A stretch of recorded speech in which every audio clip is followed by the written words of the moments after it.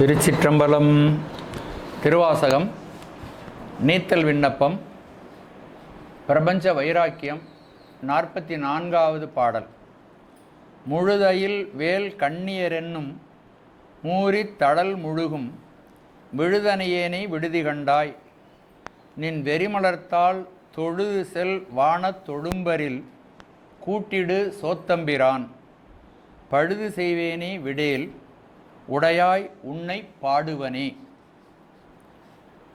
இதற்குரிய பதவுரை: எம்பிரான் எங்கள் ஆண்டவனே, அயில்வேல் கண்ணியர் என்னும். அயில்னா கூர்மை, கூர்மையுடைய வேல்படை போன்ற கண்களையுடைய மகளிராகிய, கூர்மையுடைய வேற்படை போன்ற கண்களையுடைய மகளிராகிய மூரி தடல் முழுது முழுகும் விழுது அணையேனை. மூரி என்றால் பெரியன்னு அர்த்தம். பெருமைய அல்லது பெருமை பொருந்திய அல்லது அகன்ற அப்படின்னு மூரி. தடல் முழுது முழுகும் பெரிய நெருப்பில் முற்றும் அழிந்து போம் வெண்ணெய் போன்ற சிறியேனை. விழுது அப்படிங்கிறதுக்கு வெண்ணெய்.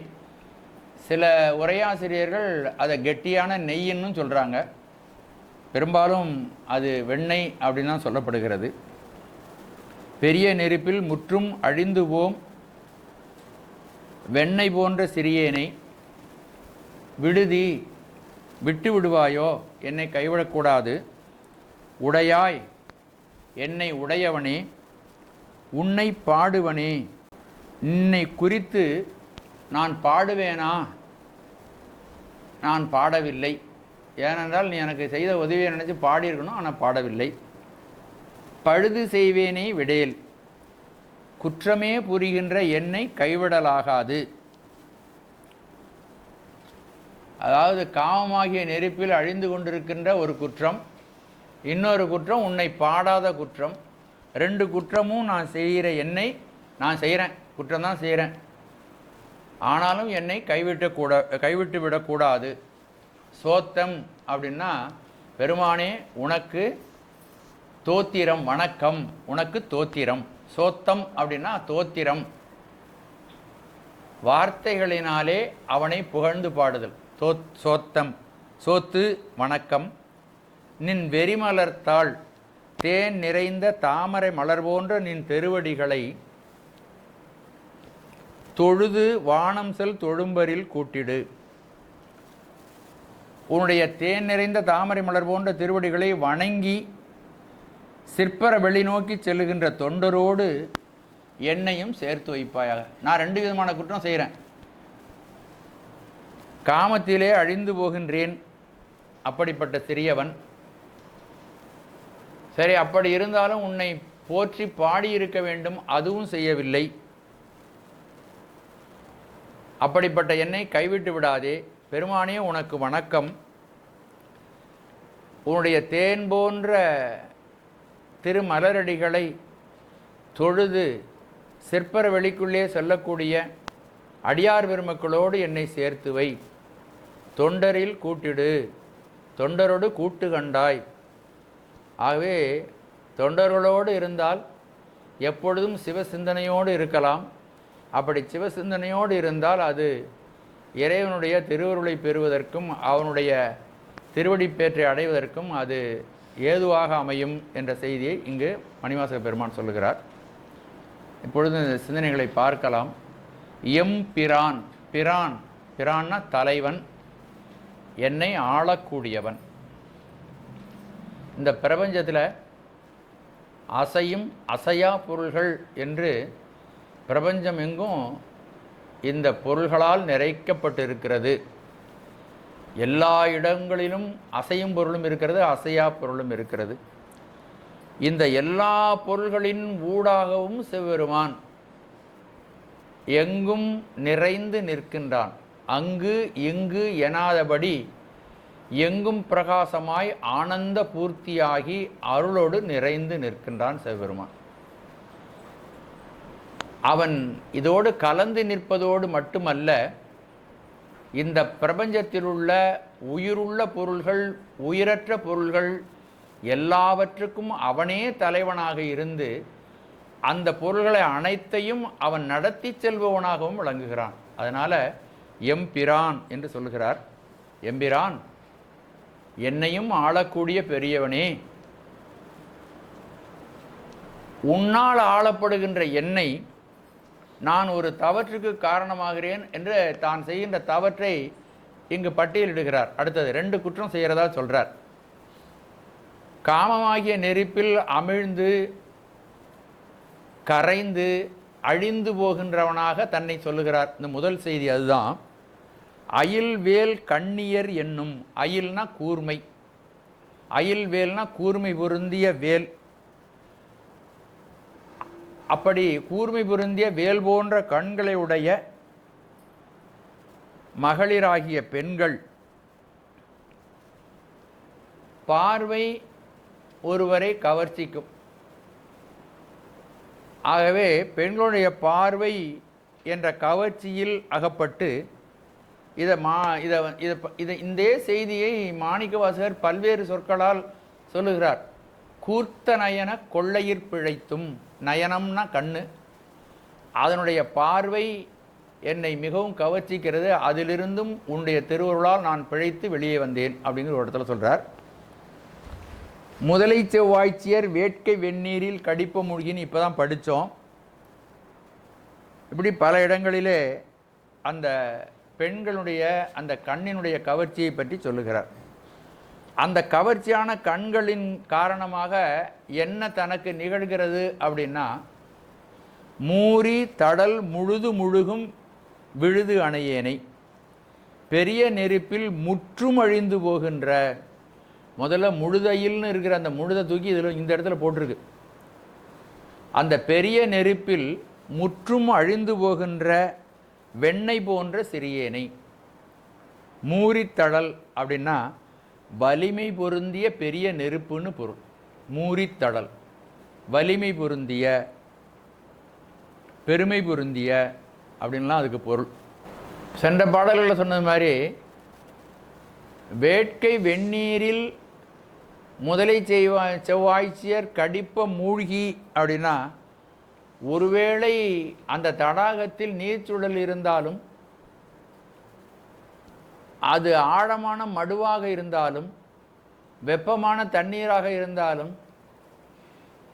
முதலை கடிப்பதற்கு முயன்றாலும் கூட ஒருவேளை அதிலிருந்து தப்பி வெளியே ஓடி வந்து விடலாம். ஆனால் தீயிலே பட்ட வெண்ணெய் ஒருபொழுதும் அதிலிருந்து வெளியே வர முடியாது. அது முற்றிலும் அதிலே கரைந்து அழிந்து போகும். அப்படி காமவசப்பட்டு நான் அழிந்து போகக்கூடிய கீழ்மை உடையவனாக இருக்கிறேன். நெருப்பிலே அமிழ்ந்த வெண்ணெய் நிச்சயமாக உருகியே தீரும். ஆகவே இப்படிப்பட்ட எண்ணெய் விட்டுவிடக்கூடாது. ஆகவே இந்த எண்ணத்திலிருந்து, புலனின்ப சேட்டையிலிருந்து, புலனின்ப கேடுகளிலிருந்து, உலகத்தை நோக்கி நிற்கின்ற என்னுடைய உடல் வாழ்க்கையிலிருந்து என்னை மீட்டெடுத்து என்னை கைவிடாமல் காப்பாற்ற வேண்டும் அப்படின்னு முதல் செய்தியை சொல்லுகிறார். அடுத்தது உடையாய் அப்படிங்கிறத இந்த இடத்துல கொண்டு வந்து நம்ம வச்சுக்கணும். நான் உனக்கு உடைமையானவன், முற்றிலும் என்னை வழிநடத்தக்கூடியவன் நீயாகவே இருக்கிறாய். நான் உனக்கு அடிமையாக இருக்கிறேன். உலகத்தில் அகிரணை பொருள்கள் இருக்கின்றன. அந்த பொருள்களெல்லாம் இறைவனுக்கு உடைமை. உயிர் பொருள்கள் அனைத்தும் சிவபெருமானுக்கு அடிமை. ஆகவே நான் உனக்கு அடிமை. நான் இந்த வெண்ணெய் போன்று, நெருப்பிலே வெண்ணெய் அழிவது போன்று காமவசப்பட்டு அழிந்து போனால் அந்த கேடு என்னை மட்டும் பாதிக்காது, உன்னுடைய அடியவன் என்று, உனக்கு அடியவனுக்கு இவ்வாறு நேர்ந்து விட்டது என்று நீனும் அந்த தவறுக்கு காரணமாவாய். ஆகவே என்னை கைவிட்டு விடாதே. முழுது அயில் வேல் கண்ணியர் என்னும் மூரி தடல் முழுதும் விழுது அணையேனை விடுதி. அப்போ ஒரு தவறு, காமவசப்பட்டு என்னையே அழித்துக் கொள்கிறேன். ரெண்டாவது, சரி உன்னை பாடுவனே, உன்னை குறித்து பாடுவேனோ? இந்த ஏன்னு போட்டிருக்க பாடுவனி அப்படின்னு வருது பார்த்தீங்களா, அது எதிர்மறையை குறித்து வருகின்ற ஏகாரம். சரி, மனம் மொழி மெய்களால் இறைவனை பற்றி சிந்திக்க வேண்டும். அப்பர் பெருமான் நம்முடைய முக்கரணங்களையும் சிவபெருமானுடைய வழிபாட்டுக்காகவே செலவிட வேண்டும் என்று பல இடங்களில் பாடியிருக்கிறார். சரியை தொண்டை பற்றி மிகச்சிறப்பாக நமக்கு அறிவுறுத்தியவர் அப்பர் பெருமான். வாழ்த்த வாயும் நினைக்க மடநெஞ்சும் தாழ்த்த சென்னையும் தந்த தலைவனை சூழ்த்த மாமலர் தூவி துதியாதே வீழ்த்தவா வினையேன் நெடுங்காலமே அப்படின்னு முக்கரணங்களாலும் வழிபடுவதை நம்முடைய மாணிக்கவாசகரும் பல இடங்களில் சொல்கிறார். முதல் பாடலிலே மெய்தான் அரும்பி விதிர் விதிர்த்துன் விரையார்கடற்கென் கைதான் தலை வைத்து கண்ணீர் ததும்பி வெதும்பி உள்ளம் பொய்தான் தவிர்ந்து உன்னை போற்றி ஜெய ஜெய போற்றி என்னும் கைதான் நெகிட விடேன் உடையாய் என்னை கண்டுகொள்ளே அப்படின்னு முதல் பாடலிலேயும் முக்கரண வணக்கங்களை சொல்லியிருக்கிறார். சரி, மனமொழி மெய்களில் மனத்திலே இறைவனை பற்றி நினைக்காமல் அது மகளிரை பற்றிய சிந்தனையிலே ஓடிப்போய் நெய்யானது வெண்ணையானது நெருப்பிலே அமிழ்ந்து வீணாகி போய்விடுவது போல நான் அணிந்து கொண்டிருக்கிறேன். ஒருவேளை மொழியாலாவது உடம்பாலாவது இறைவனை பற்றி பணி செய்யலாமேன்னாரு. ஆகவே வாயால் கூட நான் ஒன்றை பாடவில்லை. ஆகவே இந்த இரண்டு தவறுகளை செய்கிறேன். ஒன்று, உன்னை பாடாத குறை, உன்னுடைய புகழை சொல்லாத குறை. இன்னொன்று, புலன் வசப்பட்டு என்னையே நான் அழித்து கொண்டுகின்ற குறை. ஆக ரெண்டு குறைகளிலே நான் இருக்கிறேன். இப்படி பழுது செய்வேனை, இந்த ரெண்டு பழுதுகள் நான் செய்கிறேன் பற்றியா. ஆகவே குற்றமே புரிகின்ற என்னை கைவிட்டு விடாதே. ஏனென்றால் நான் விரும்பியோ விரும்பாமலோ நான் இந்த தவறுகளுக்கு ஆட்படுகிறேன். என்னையே நான் இந்த தவறுகளிலிருந்து தவிர்த்து கொண்டு இதிலிருந்து வெளிவர முடியாமல் துன்பப்படுகிறேன். ஆகவே என்னை கைவிட்டு விடாதே. அப்படி கைவிட்டால் நீ பேரருள் உடையவன், கருணை உடையவன், தவறு செய்தவர்களையும் மன்னிக்கும் ஆற்றல் உடையவன். எவ்வளவோ தவறு செய்த சந்திரனை அவனுடைய கலைகள் அழிந்து போகாமல் காப்பாற்றியவன் என்று உனக்கு பழைய பெருமை இருக்கிறது. அதுவெல்லாம் உனக்கு இல்லாமல் போய்விடும். ஆகவே கருணை உள்ளவனாகிய நீ நான் எவ்வளவு தவறு செய்திருந்தாலும் என்னை கைவிட்டு விடாமல் என்னை காப்பாற்ற வேண்டும் என்று மணிவாசகப் பெருமான் ஒரு குழந்தை பரிதவித்து கெஞ்சுவதைப் போல இறைவனிடம் நான் தவறு செய்கின்றேன் என்பதை முழுதாக உணர்ந்த நிலையில் இந்த தவறிலிருந்து பழுது செய்வேனே விடேல், என்னை கைவிட்டு விடாதே என்று சொல்லுகிறார். அதற்கு அடுத்தபடியாக சோத்துன்னா வணக்கம். அதாவது உயர்ந்தவர்களுக்கு தாழ்ந்தவர்கள் செய்கின்ற வணக்கத்துக்கு சோத்துன்னு பேர். இந்த சோத்து என்கின்ற சொல் எப்படி வந்திருக்கிறதுன்னு ஒரு செய்தி நம்ம பார்த்தோமானால் அதுக்கு தெளிவாக நாம் புரிந்து கொள்ளலாம். சோத்து என்பது சாதம்னு கூட நம்ம நினச்சிடலாம், சோத்து அப்படின்னு வருது. இங்கே தோத்திரம் என்ற சொல்லு தான் இங்கே சோத்து என்று வந்திருக்கிறது. ஸ்தோத்திரம் என்ற சொல் சோத்திரம் என்று மாறியது. பார்த்தீங்கன்னா சில வீடுகளில் ஒரு பையனுக்கு நரசிம்மன்னு பேர். அந்த நரசிம்மனை சுருக்கி கூப்பிட்டு கடைசியில் நச்சுன்னு கூப்பிட்றாங்க. மாறி போயிடுது, பேர் மாறி போயிடுது. சீனிவாசன்னு அழகாக பேர், ஸ்ரீனிவாசன். சீனுன்னுவாங்க, சீனாகாரிலேருந்து அந்த மாதிரி. அது மாதிரி இந்த ஸ்தோத்திரம் என்னாச்சு, அது சோத்திரம்னு மாறிச்சு வழக்கில். அந்த சோத்திரம் என்பது சோத்தம்னு மாறிச்சு. அந்த சோத்தம்ங்கிறதும் அந்த அம்மு கெட்டு போய் சோத்துன்னு மாறிடுச்சு. ஆகவே அதுக்கு பொருள் என்னன்னா, இது எப்படி அந்த சொல்லு வந்திருக்குன்னு சொல்கிறோம். இது தோத்திரம், இறைவனை குறித்து புகழ்ந்து பேசுதல், பாடுதல். சோத்திரம், சோத்து சோத்தம்பிரான் என்று சொல்லி சொல்லி அப்படின்னு மணிவாசகர் இன்னொரு இடத்துலையும் சொல்லுகின்றார். வணக்கம், இந்த வணக்கம் இயல்பாக சமமாக உள்ளவங்களுக்கு செல்லக்கூடிய வணக்கம் இல்லை. ஒரு தாழ்ந்தவன் உயர்ந்தவனுக்கு சொல்லக்கூடிய தோத்திரத்துக்கு சோத்து என்று பொருள். நின் வெறி மலர்த்தாள் தேன் நிறைந்த தாமரை மலர் போன்ற நின் திருவடிகளை. வெறி என்பது இந்த இடத்துல ரெண்டு பொருள் அதுக்கு சொல்லலாம். ஒன்று, தேன், இன்னொன்று மனம். அப்படிப்பட்ட திருவடிகள். தாமரை இந்த புலன்கள் தானே அதனுடைய விஷயங்களுக்கு ஆசைப்படுகிறது. புலன்கள் கண்ணால் நல்ல விஷயங்களை பார்க்க வேண்டும், தனக்கு கவர்ச்சியான விஷயங்களை பார்க்கணும்னு நினைக்குது. மூக்கு நல்ல மனத்தை முகர வேண்டும் என்று நினைக்கிறது. அப்படி நினைக்கும் பொழுது இங்கே மாணிக்கவாசகர் ஒரு செய்தியை சொல்லுகிறார். இந்த தாமரை மலரிலே உன்னுடைய 5 புலன்களுக்கும் விருந்து இருக்கிறதே, அது போன்றது சிவனுடைய திருவடி. ஆகவே புறத்திலே 5 புலன்களாலும் உன்னுடைய திருவடியை நீ அனுபவிக்கலாம். தாமரை மலர் அதனுடைய நறுமணம், தாமரை மலரிலிருந்து வருகின்ற வாசனை, அது மூக்குக்கு சுகத்தை தரக்கூடியது. அதிலிருந்து தேன் வருகிறது, தாமரை மலர் தேன், அது சுவையாக பயன்படுகிறது. அதை தொட்டு பார்த்தால் ரொம்ப மென்மையாக இருக்கிறது. அந்த மென்மை ஊறு என்ற உணர்வுக்கு விஷயமாக அமைகிறது. அந்த தாமரை மலரை சுற்றி வண்டுகள் மொய்க்கின்றன, அது ஓசை, ரீங்காரம், அது உனக்கு காதுக்கு சுவையாக அமைகிறது. அதனுடைய நிறம், வண்ணம், அந்த ரோஸ் கலர், அது உன்னுடைய கண்ணுக்கு விருந்தாக அமைகிறது. நீ புலன்களை நாடித்தானே செல்கிறாய், சிவபெருமானுடைய திருவடியும் உன்னுடைய 5 புலன்களுக்கும் விருந்தாக அமையும். ஆகவே அவனது தாமரை மலர் போன்ற திருவடிகளை நீ சிந்திப்பாயாக அப்படின்னு இதுக்கு ஒரு நுட்பமான பொருள் சொல்லலாம். திருவள்ளுவர் பெண்களிடம் இந்த 5 புலன்களுக்கும் விருந்து இருக்கிறது, ஆகவே இந்த ஆடவர்கள் பெண்களை விரும்புகிறார்கள்னு ஒரு பாட்டு சொல்லியிருக்கார். கண்டு கேட்டு உண்டு உயிர்த்து உற்றறியும் 5 ஒண்டொடி கண்ணே உள்ள. கண்ணேன்னா அவர்களிடத்தில் 5 புலன்கள், 5 பொறிகளுக்கும் விருந்து இருக்கிறது அப்படின்னு.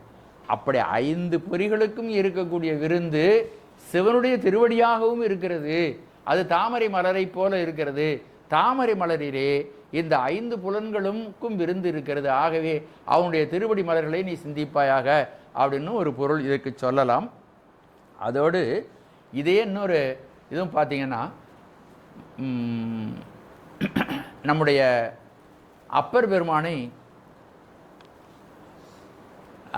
சுண்ணாம்பு அறையிலே வைத்து விடுகிறார்கள், காலவாயிலே வைக்கிறார்கள்.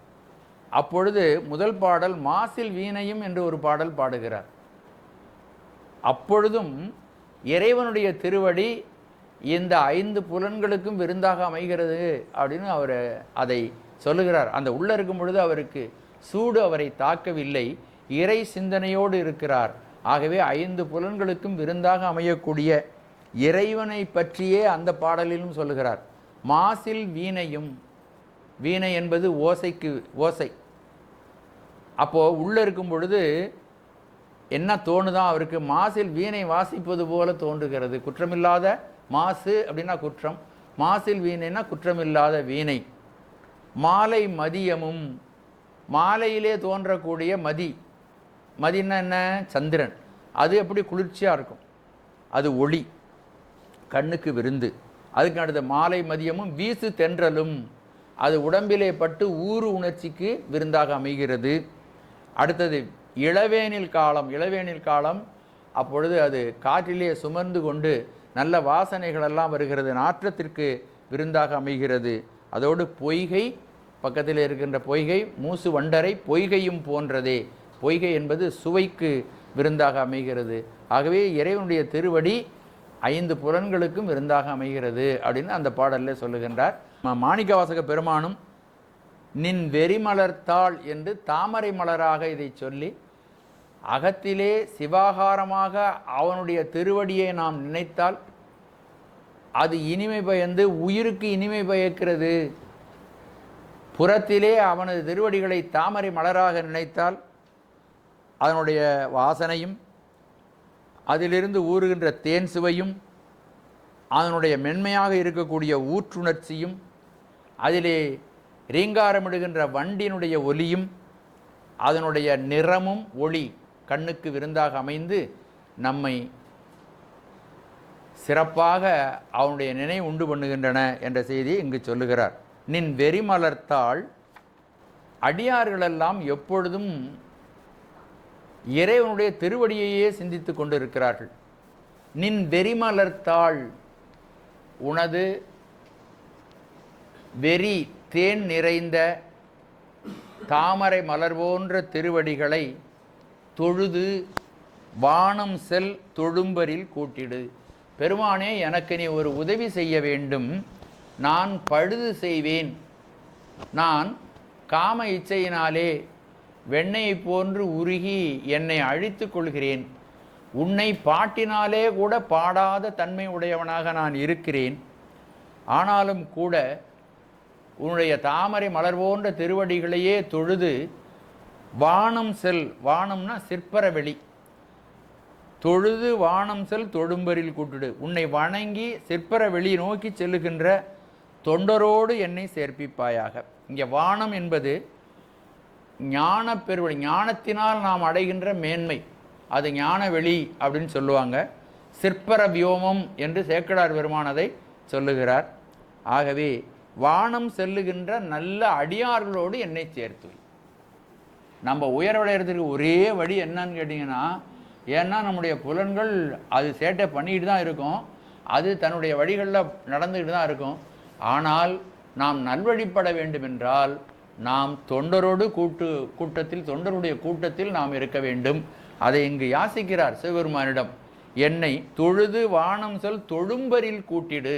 தொழும்பர்கள்னா தொண்டு செய்யக்கூடிய அடியார்கள் யார் உன்னுடைய உன்னையே சிந்தனை செய்கிறார்களோ, தொழுது நல்ல ஞான வெளிக்கு செல்கிறார்களோ, அந்த கூட்டத்தில், அந்த உயர்ந்த மெய்த்தொண்டருடைய கூட்டத்தில் என்னை கூட்டு. வேணும்னு ஒரு பாசாங்கு பண்ணுகிற புறவேடத்தில் மட்டும் இருக்கின்ற தொண்டர்களோடு என்னை கூட்ட வேண்டாம், என்னை மெய்த்தொண்டருடன் கூட்ட வேண்டும். இதை பல இடங்கள்லையும் சொல்கிறார். நானே முதல்ல உங்களுக்கு இதை பற்றிய செய்திகள் சொல்லியிருக்கிறேன். இந்த நீத்தல் விண்ணப்பத்திலே அப்படிப்பட்ட பாடல்கள் இருக்கின்றன. ஒரே ஒரு பாடல் நான் உங்களுக்கு ஒரு சான்று. கொழுமணி ஏர் நகையார் கொங்கை குன்றிடை சென்று குன்றி விடுமடியேனை விடுதி கண்டாய். இப்போ தான் கவனிக்கணும் நீங்கள். மெய் முழுதும் கம்பித்து, உடம்பு முழுதும் புலகாங்கிதம் அடைந்து நடுக்கம் உண்டாகி அழும் அடியாரிடை ஆர்த்து வைத்து, யார் உடலில் சிலிர்த்து உடல் நடுங்கி உன்னை நினைத்து கண்ணீர் விடுகிறார்களோ அந்த அடியாரிடை என்னை ஆர்த்து வைத்து ஆட்கொண்டு, அந்த அடியார்களோடு சேர்த்து வைத்தால் என்னை நீ ஆட்கொள்வாய். ஏனென்றால் அவரிடமிருந்து வெளிப்படுகின்ற சிவ சிந்தனை எனக்கும் ஒட்டிக்கொள்ளும். உயிர் சார்ந்ததன் வண்ணமாம் தன்மை உடையது. ஆகவே அந்த சிந்தனை எனக்கும் வரும். அடியார்கள் கூட்டத்தோடு என்னை வைத்திரு. அடும் அடியாருடைய ஆர்த்து வைத்து ஆட்கொண்டு அருளி. அப்படி ஆட்கொள்ள வேண்டும். அடியார்கள்ட்ட என்னை வச்சிட்டீங்கன்னா அது நீ ஆட்கொண்டதாக அர்த்தம். அப்படி அருளி என்னை கடுமணியே, அப்படி அடியார்கள் கூட்டத்தில் என்னை வைத்து விட்டால் என்னிடம் இருக்கின்ற அறியாமை முழுதும் நீ கழுவுகின்றாய் என்று பொருள். கடுமணியே, இன்னும் காட்டு கண்டாய் நின் புலன்கடலே, உன்னுடைய திருவடியை எனக்கு காட்டு, ஞானமயமான திருவடியை எனக்கு காட்டி அருள்வாயாக.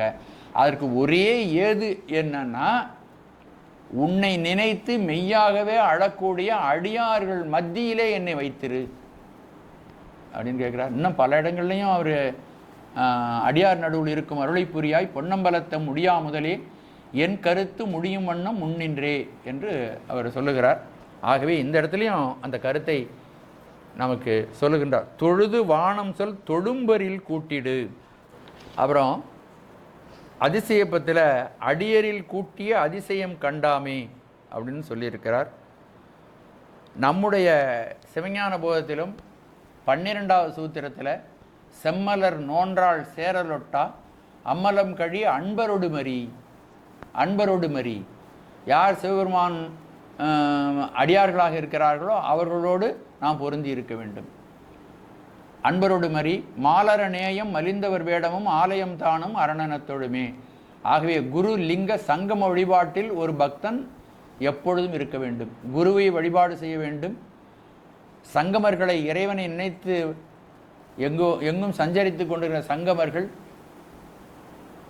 லிங்கம் கோயிலில் இருக்கக்கூடிய சிவலிங்க பெருமான், இந்த மூர்த்தங்களை நாம் வழிபாடு செய்ய வேண்டும் என்று நமக்கு விதியே சொல்லப்பட்டிருக்கிறது.